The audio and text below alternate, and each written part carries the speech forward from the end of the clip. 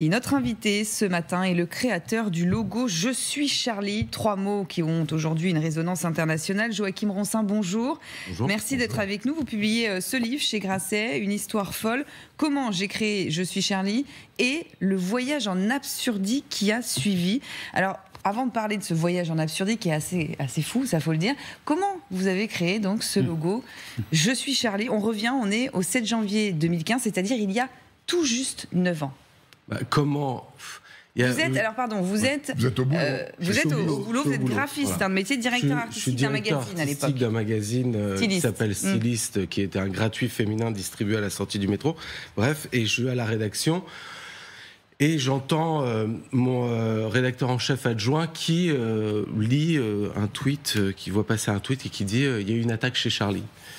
Et moi, sur le moment, je minimise parce qu'il y avait eu quelque temps auparavant déjà une première attaque incendiaire sur Charlie. Et donc, je peux pas penser que ça soit très grave.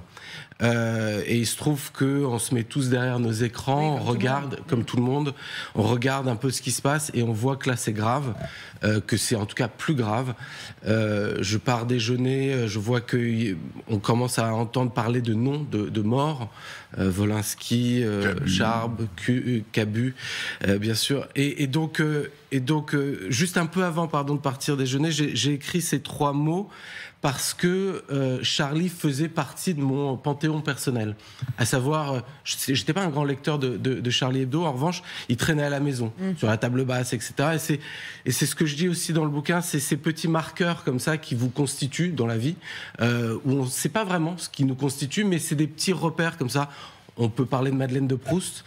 Et voilà, quand j'ai vu et entendu qu'il y avait une attaque, ça m'a fait ressentir ça, que j'étais d'une certaine façon Charlie. Après, le slogan a eu d'autres explications, on y a mis un peu ce qu'on voulait dedans. Certains y ont même mis du complotisme en disant ah bah ça reprend l'iconographie et la calligraphie d'abord de Daesh, ouais. les couleurs noir et blanc, des voitures de police aussi noir et blanche, enfin n'importe quoi. Il y a eu beaucoup de théories. Ouais. En règle générale, les théories complotistes sont basées sur des faits un peu étranges. Ce que vous avez fait, c'est que vous l'avez tweeté. Oui. Donc c'est ça. À 12h52. À 12h52. J'ai tweeté cette image. Mais alors vraiment, sans aucune recherche de viralité, c'est pas du tout le but. Moi, je voulais juste m'exprimer. Et le soir même, je vais sur la place de la République, comme tout à chacun. On a eu beaucoup de monde qui s'est retrouvé pour justement se rassembler en mémoire des victimes. Et là, j'ai commencé à voir des gens qui avaient imprimé. Il y avait déjà des pancartes. Et là, il y a un truc un peu étrange qui se passe. C'est-à-dire qu'on ne comprend pas vraiment. Il y a encore quelques heures, j'étais derrière mon ordinateur et je vois la chose imprimée.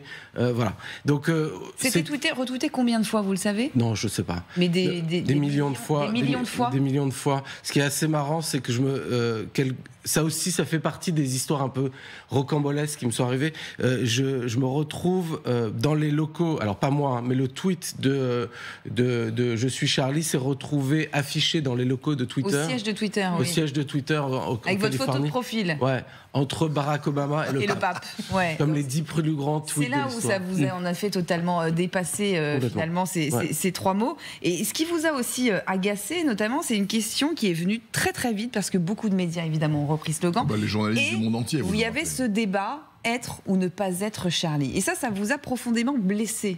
Non, c'est pas que ça m'a blessé, c'est que je peux comprendre au final, ce slogan, à partir du moment où je l'ai posté, ça a cristallisé peut-être un sentiment général, ou en tout cas, ça a généré un débat. Ouais. Être ou ne pas être Charlie. Il y a eu très vite, par ailleurs, après que je poste « Je suis Charlie », il y a eu très vite « Je ne suis pas Charlie ». Donc je peux comprendre qu'on débatte sur la question « Être ou ne pas être Charlie ».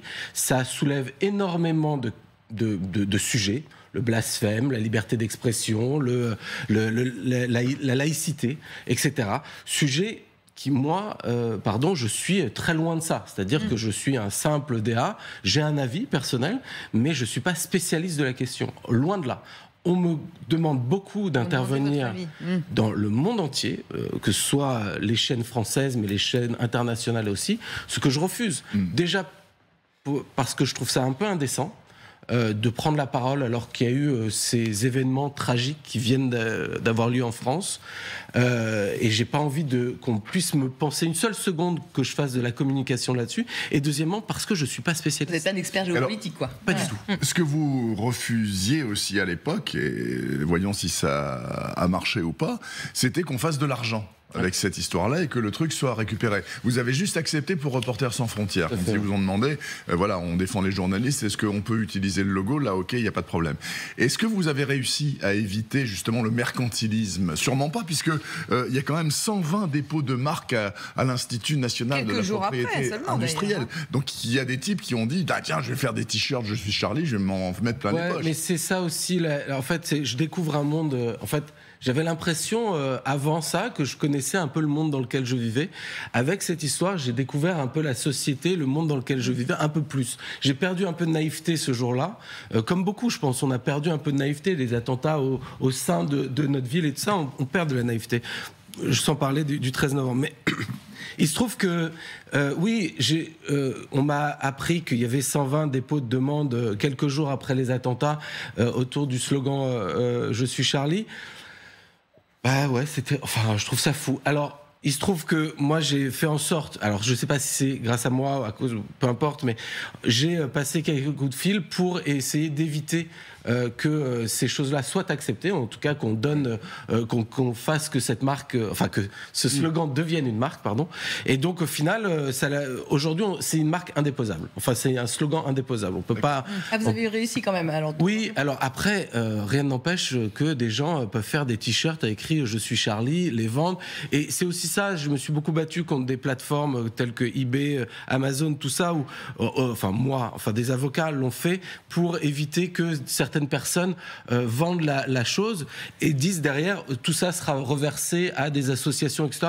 Ce qui est totalement faux a priori. Mais... Alors, ce que ça vous a amené aussi, c'est en effet tous les médias se sont mis à vous appeler. Vous avez dû vous exprimer sur le sujet alors que vous n'êtes pas un spécialiste. Et puis il y a même eu un truc complètement dingue, c'est que vous avez été contacté par notamment les Ukrainiens, donc par le président de l'époque, Poroshenko, qui, en tout cas, son cabinet vous appelle. Il vient pour la marche du 11 janvier, donc où tous les chefs d'État du monde entier sont venus quasiment, et il veut vous rencontrer. Alors, on rappelle, votre mère est ukrainienne, votre sœur travaillait avec les réfugiés ukrainiens qui vivent en France, donc bon, dans ce milieu, que vous voulez limite que vous soyez connu ou que votre nom circule, mais il veut vous rencontrer par rapport à ça. Et d'un coup, vous devenez un diplomate. Il nous reste 30 secondes.